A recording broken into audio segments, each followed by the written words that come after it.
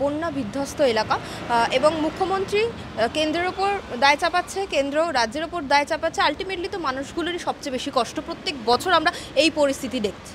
না, সেই জন্যই 2020-তে সম্ভবত 19 বা 20-তে 5,000 কোটি টাকা, প্রায় $145 মিলিয়ন ওয়ার্ল্ড ব্যাংক থেকে পশ্চিমবঙ্গ সরকারকে লোন দেওয়া হয়, যার গ্যারেন্টার হচ্ছে ভারতবর্ষের সরকার, মোদিজির সরকার।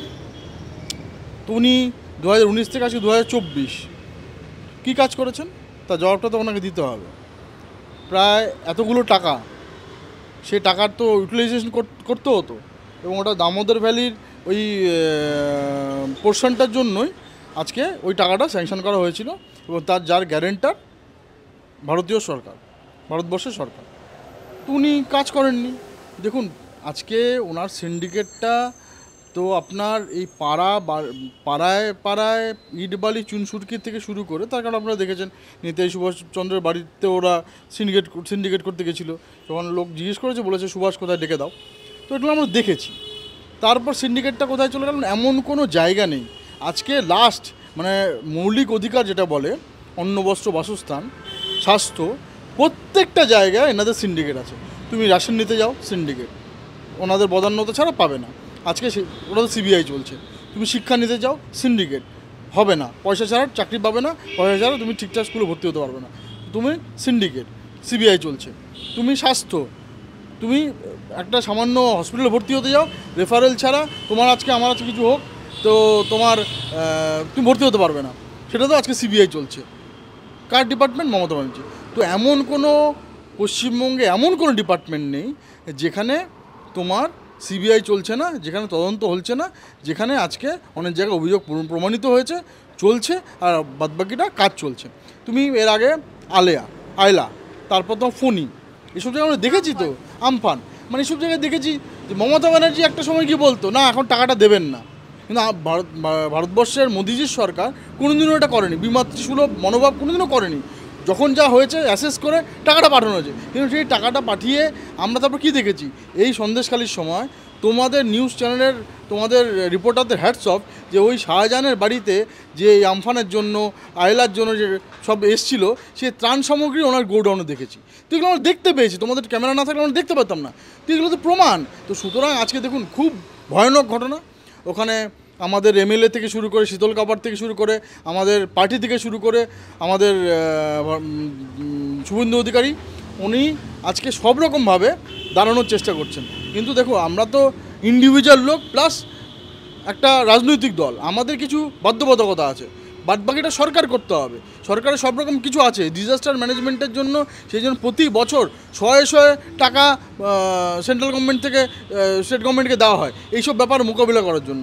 কিন্তু এই যে ওয়ার্ল্ড ব্যাংকের এতগুলো টাকা, প্রায় $145 মিলিয়ন, এই টাকাটা উনি কী করলেন, উনি কোন কাজে লাগালেন?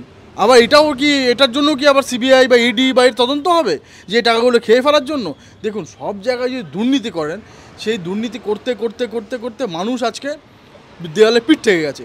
সেই জন্য আজকে মানুষকে আমরা তো সবসময় বলছি যে মানুষ যেমন দিন দখল করছে, রাত দখল করছে, মানুষ যেদিনকে বুথ দখল করবে, সেদিনকে এই পশ্চিমবঙ্গের থেকে যে পোস্ট করা লোকজন বিদায় নেবে, এবং সত্যিকারে পশ্চিমবঙ্গের উন্নয়নটা হবে। এবং এইভাবে করে আমাদের যেটা ওমেন মেড বন্যা, মুখ্যমন্ত্রীর নিজের দায়িত্বশীল যেই সব কাজকর্ম সেগুলো করতে পারছেন না দেখে আজকে আমাদের ভাই বোনেরা অসুস্থিত পড়েছেন, আজকে তাদের এই দুর্গতি হয়েছে। তো তার জন্য সেই শিক্ষাটা কিন্তু আমাদের ডেমোক্রেসিতে কিন্তু যেভাবে সরকার বদল হয়, দেখুন আশেপাশে তো দেখতে পাচ্ছেন, উনি ঝাড়খণ্ডকেও ছাড়ছেন না। উনি হঠাৎ কী করলেন, কালকে দেখলাম আপনার যে বর্ডার আছে সেটা বন্ধ করে দিল। ফেডারেল স্ট্রাকচার এটা সম্ভব কোনোদিন বলুন তো?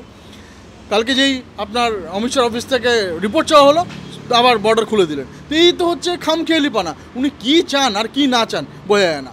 ওনার দুর্নীতি কালীঘাট থেকে শুরু করে পশ্চিমবঙ্গের মানুষ আজকে ত্রাহিমাং চাইছে। তার একটাই যদি আমরা করতে পারি, সেটাই হচ্ছে, আমরা দেখুন আজকে প্রায় 300 আমাদের শহীদ হয়েছে মমতা ব্যানার্জির অ্যাট্রোসিটির মাধ্যমে। সেই ত্রিলোচন মাহাতো থেকে শুরু হয়েছিল। আজকে এই মমতা ব্যানার্জি অ্যাট্রোসিটির আরেকজন বলি হচ্ছে আমাদের এই তিলোত্তমা। এটা কোনো বিচ্ছিন্ন ঘটনা নয়, এটা এই স্ক্যাম, এই দুর্নীতি, এই সিন্ডিকেট বাজের ঘটনা। আজকে কিন্তু তিলোত্তমার ঘটনাতে আজকে মানুষ জেগে উঠেছে, মানুষ রাত দখল করছে, দিন দখল করছে। আমরা বলবো ভোটের সময় আপনাদের বুথ দখল করতে হবে, এই লুম্পেন বাহিনী, সিন্ডিকেট বাহিনী যেন আপনার ভোটটা কেড়ে না নিতে পারে। আপনি আপনার মতো যা খুশি ভোট দিন, কিন্তু আপনার ভোটটা, নিজের ভোটটা নিজে দিন। তার কারণ হচ্ছে, এবং ভাবুন যে পশ্চিমবঙ্গের আজকে কোন দশায় আজকে নিয়ে গেছে। প্রথমে কমিউনিস্ট পার্টি পশ্চিমবঙ্গটাকে শেষ করে দিয়েছে, আর এই আপনার তৃণমূল কংগ্রেস যে পশ্চিমবঙ্গটা আছে ডাকাতি করছে। ওনারা যদি চোর হতো, এরা হচ্ছে ডাকাত। তো তার আশেপাশে আসাম থেকে শুরু করে, ঝাড়খণ্ড থেকে শুরু করে, আপনি ইউপি থেকে শুরু করে কোথায় এগিয়ে চলে যাচ্ছে। আপনি আসামে যদি যান, মানে একটা সময় কত আন্ডার ডেভেলপমেন্ট ছিল, আজকে ওখানে সেমিকন্ডাক্টরের ইনভেস্টমেন্ট টাটার ওখানে হচ্ছে, আর এখান থেকে আমরা টাটাকে তাড়িয়ে দিচ্ছি। এই পরিবর্তনটা বুথ দখল করেই করতে হবে, আর সেটা নাগরিকরাই করতে পারবে।